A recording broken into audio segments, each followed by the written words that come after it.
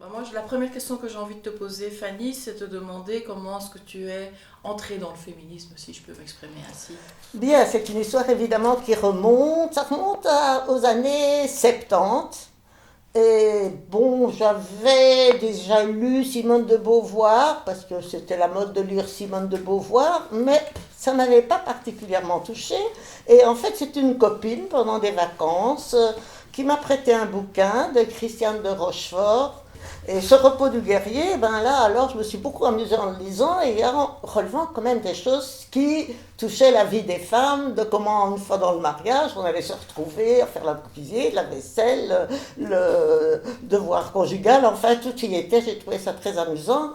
Et alors cette même amie, Denise, me dit, mais écoute, viens au café Verskuren. J'y suis pas allée tout de suite, puis finalement j'y suis allée et bon, j'y allais toute seule. Il y avait des filles qui se connaissaient un petit peu mieux, elles venaient à deux. Moi alors j'étais là, j'écoutais. Et c'était un peu style comme ça, pas les filles, hein, mais l'organisation avec des chaises comme ça, et puis un pupitre. Mais alors, ce qui m'a peut-être plus conduit au féminisme, c'est les remarques des filles. Alors il y en avait de toutes sortes, là, comme ça. Il y en avait une qui est arrivée comme ça en disant, attends, les cheveux en ébouriffés, les gosses, ils m'ont fait chier aujourd'hui. J'entends ça, moi je n'osais pas penser ça, qu'on pouvait penser comme ça de ses enfants.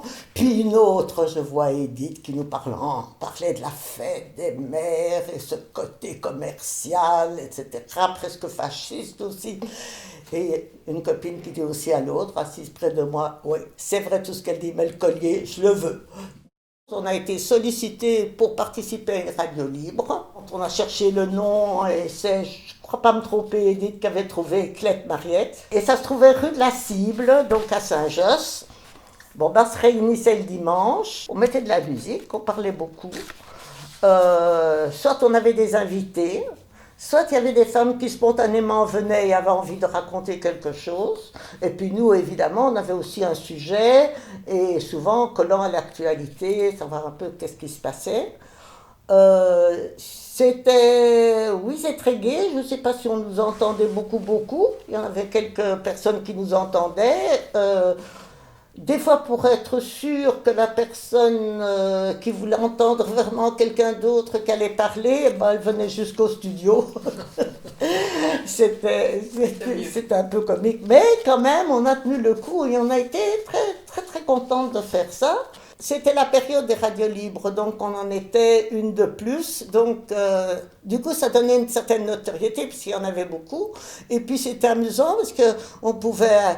On disait, on est la radio libre Clette Mariette et on recevait une place pour aller au théâtre, pour des activités. Donc, finalement, c'était dedans, dehors. C'était très, très, très, très, très jouissif, je dois dire. Puis on mettait de la musique et tout ça, c'est très bien.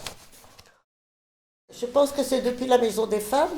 En tout cas, il y a un groupe qui s'occupe de voyages féministes. Moi, j'en ai fait plusieurs, mais j'ai fait le premier, je pense, 1979, à Pâques et à New York. Ma foi, il y avait surtout Guylaine Verlac, qui était comment dire, prof d'art, dessin, sculpture, comme enseignante, et qui était complètement fascinée par les murs. Quand on est rentré, elle nous a toutes réunies et elle a dit il faut faire un mur. Ah, oh non, non, on était d'accord pour faire un mur, alors il y avait toute une discussion comment faire un mur, et on n'était quand même pas des vrais artistes, on avait vu des visages, etc. Et la question c'était, oh oui, mais nous on ne saura pas peindre des visages, et tout d'un coup, lumière, on s'est dit, mais on va faire marcher des femmes en avant. Et alors, à ce moment-là, elles étaient de dos. Et c'est comme ça qu'on s'est retrouvés à faire donc même la banderole, il y en a marre, qu'on voit au-dessus, était de dos.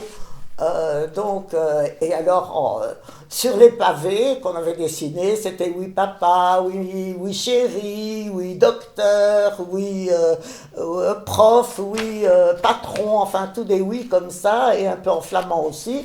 Ça, c'est toi, en fait. Oui, et là, oui, là, c'est moi sur l'échafaudage. Je dois dire que, oui, c'est bien moi. Et c'est très amusant parce que la personne qui est en rouge, c'est justement Edith qui était habillée comme ça régulièrement. Et c'est vrai que ça montre bien un peu tous les styles que nous avions à cette période-là et qui faisait que quand même, c'était la fête d'être ensemble.